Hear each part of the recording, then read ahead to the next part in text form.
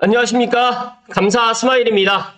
5월 마지막 날 5월 31일 아침 방송 즐겁게 시작하겠습니다.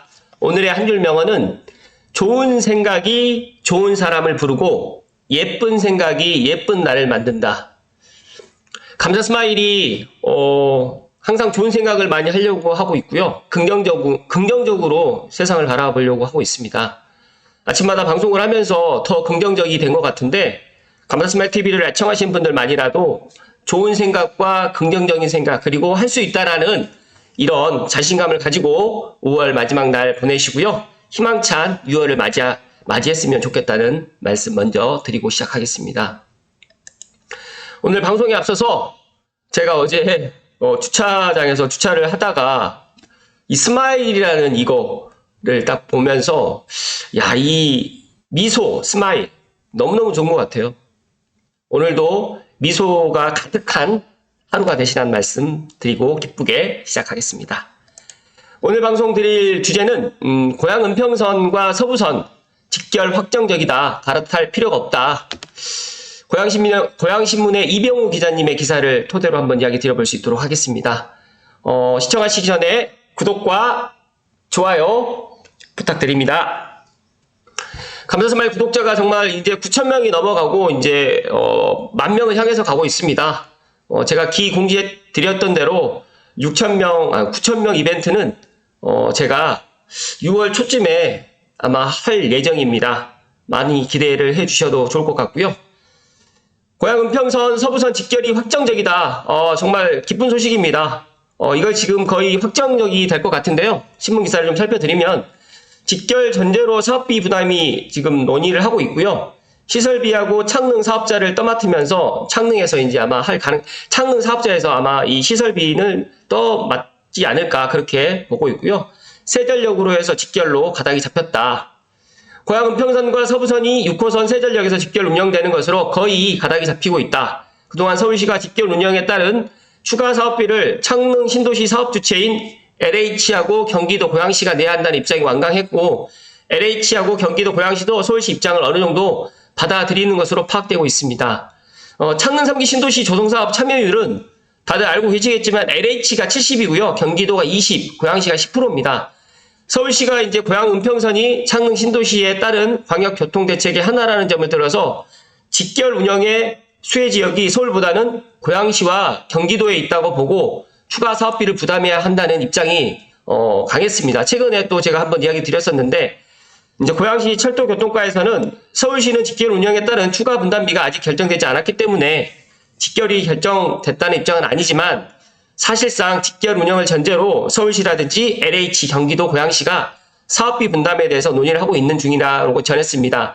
지금 현재 고향 은평선 기본 계획이 빠르면 8월 안에 지금 나올 것 같은데요.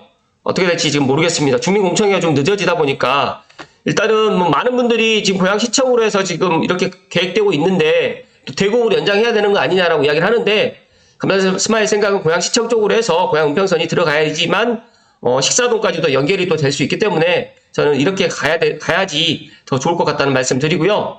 아울러서 이제 서부선으로 직결된다라고 하면 정말 이 창릉 3기 신도시와 고양시에서 서울 접근성이 또 획기적으로 좋아진다는 말씀을 좀 드립니다.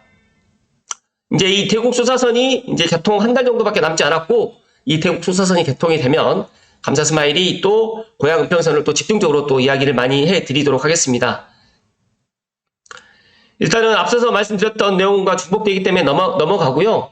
서울시에서 지하철 연장은 평면 환승을 원칙으로 한다는 입장이었는데 일단 직결 운행이 돼야지만 훨씬 더 우리가 사용하는 입장, 특히 고양시에서 서울로 가는 입장에서는 상당히 좋을 것 같고요. 서울시하고 달리 이제 고양시 입장에서는 말 그대로 이제 이 부담비, 이 비용 때문에 좀 고민을 했을 거라고 생각을 하지만 일단 LH에서 이런 부분에 있어서 많은 그런 비용 분담을 갖다가 아마 사업 주체에서 아마 하지 않을까 저는 그렇게 생각을 합니다.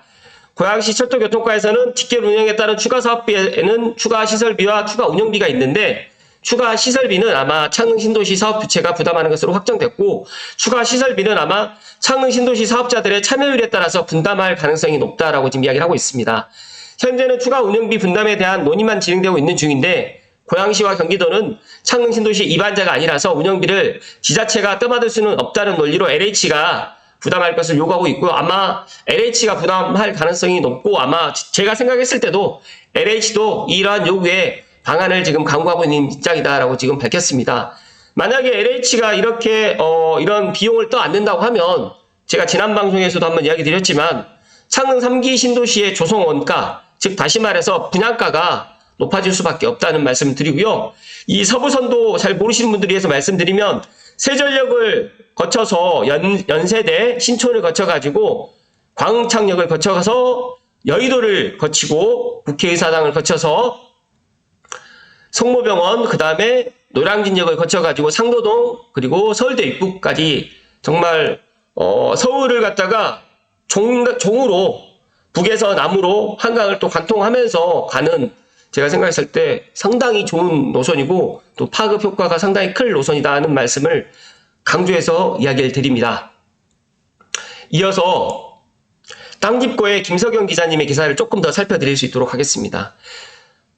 3기 신도시 서울 환승 없이 한방에 근데 교통혼잡비 누가 내? 여기에서 이제 저는 교통혼잡비는 사업 주체인 LH에서 3기 신도시인 사업 주체인 LH에서 내야 되지 않을까 그렇게 저는 말씀을 드리고요. LH에서는 선교통 후 입주 원칙을 밝혔고요. 3기 신도시에선 교통 대란이 없을 것이다 라고 지금 이야기를 하고 있고요. 하남, 교산, 고양, 창릉, 남양주, 왕숙이 지금 대표적으로 지금 되어 있는데 환승 없이 서울 지하철을 직결 운행을 추진하겠다라고 다시 한번 강조를 했습니다. 서울시에서는 혼잡도가 150에서 120% 기준으로 변경을 갖다가 요구를 하고 있고요. 교통 혼잡비가 관건인데 제가 생각했을 때는 아마 LH에서 이런 부분에 있어서 지금 대책을 갖다가 만들어서 아마 이렇게 하지 않을까 생각을 하고 있습니다. 여기 보시게 되면 직결 노선은 잘 모르시는 분들을 위해서 설명을 드리면 직결 운행 또는 직통 운행이라고도 불리는데 같은 노선을 서로 다른 운영기관의 열차가 다니거나 서로 다른 노선의 하나의 열차가 환승 없이 종착역까지 운행하는 것을 말하는데 일례로 수인 분당선의 경우 먼저 운행했던 분당선, 수원에서 청량리까지 다녔던 분당선을 뒤에 개통했던 인천에서 수원이 이제 수인선이라고 하는데 수인선이 2020년 9월 이제 뒤에 개통을 했습니다. 그런데 이거를 분당선과 직결 운행을 시작하면서 우리 수인 분당선으로 지금 이제 명칭이 불리는데 이를 계기로 인천에서 수원을 거쳐서 서울 왕십리까지 환승 없이 철도 이용이 가능해졌습니다. 그래서 저도 이 수인 분당선을 몰랐는데 친구가 수인 분당선으로 왔다는 거예요.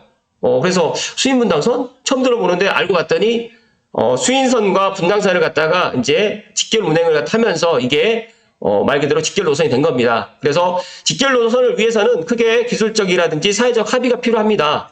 먼저 기술적으로 문제가 없다는 게 업계 의견이고요. 국내 대부분의 철도가 국제철도연맹이 정한 표준 계간을 사용하고 있기 때문에 경전철 및 모노레일을 제외한 모든 철도에서는 표준 계간을 사용하기 때문에 고양 은평선과 서부선도 충분히 직결이 가능하다라는 말씀 드리고요. 직결 운행을 하게 되면 교통혼잡비 등의 비용이 발생하게 되는데 이에 당사자 간의 이견이 많아서 사회적 합의에 많은 시간이 걸리는데 이게 원만하게 잘 합의가 될 것 같다는 말씀 드리고요.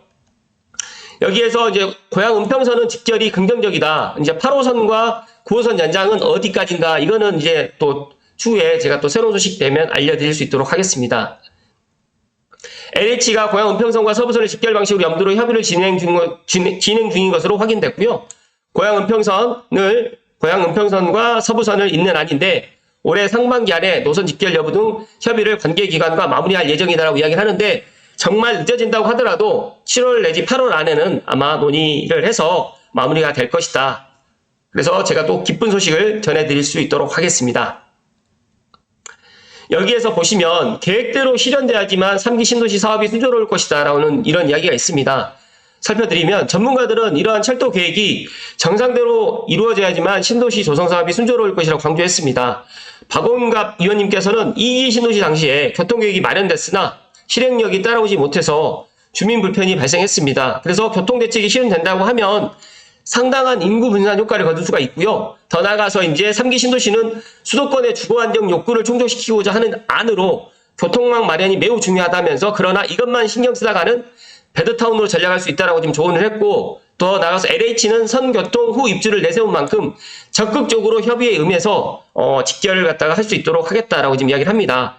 그래서 선교통계획처에는 교통 분야 총괄 계획과를 도입했고 LH 국민주거혁신실 관계자는 경기도가 도시철도 기본계획 수립할 때 LH와 협의가 필수적이고 3기 신도시와 철도 노선을 빠른 시일에 조성할 수 있게 최선을 다하겠다라고 지금 이야기를 했습니다. 그래서 상당히 고양 은평선과 서부선은 직결이 거의 확정이다라고 보시면 될 것 같다는 말씀을 오늘 감사 스마일이 강조해서 이야기를 드립니다.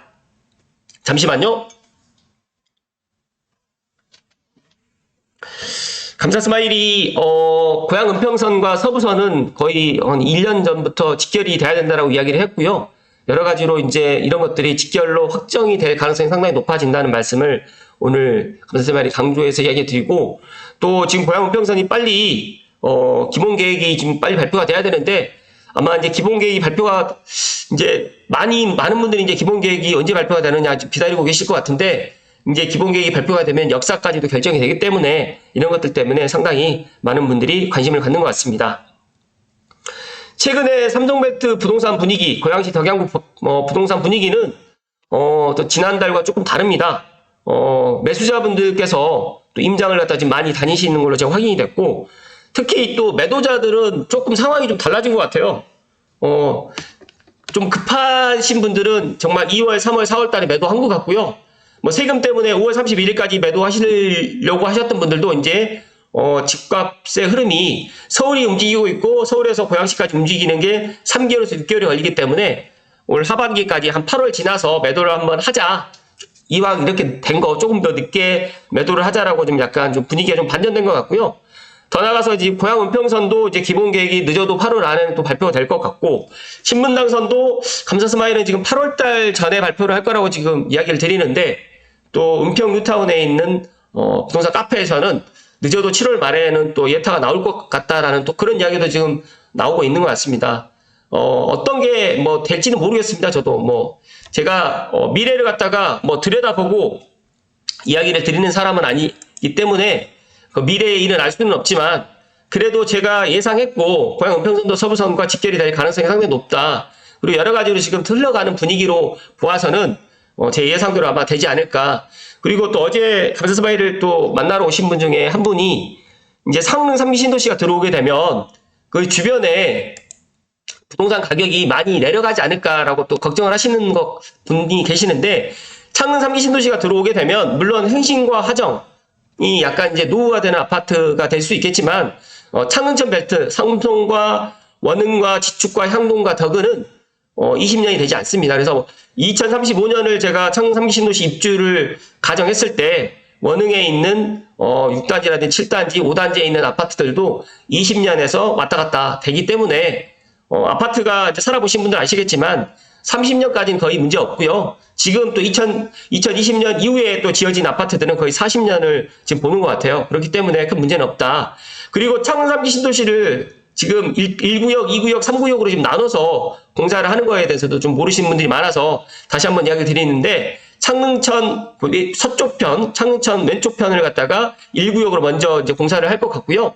창릉역 중심으로 해서 아래쪽, 남쪽 방향을 2구역, 그리고 북쪽 방향 삼성과 맞닿아 있는 이쪽을 갖다 3구역으로 해서 이렇게 공사를 갖다 진행을 할 것 같다는 말씀을 오늘 다시 한번 강조해서 이야기를 드립니다. 감사 스마일은 부동산을 하는 사람이고, 또 감사 스마일이 매일 아침마다 이렇게 방송을 하면서 제 스스로 또 생각을 하면서 느끼는 게 있습니다.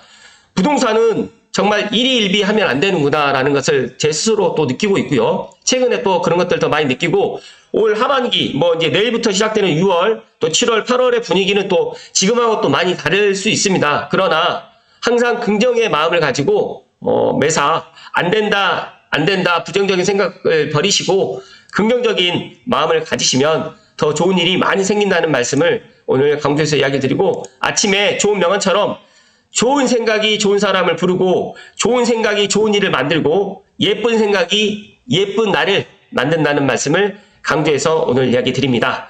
오늘 5월 마지막 날 행복 가득하시고 내일 6월 첫날 인사드릴 수 있도록 하겠습니다. 오늘도 끝까지 시청해주신 감사스마일TV 애청자 모든 분들께 사랑과 존경을 드립니다. 고맙습니다.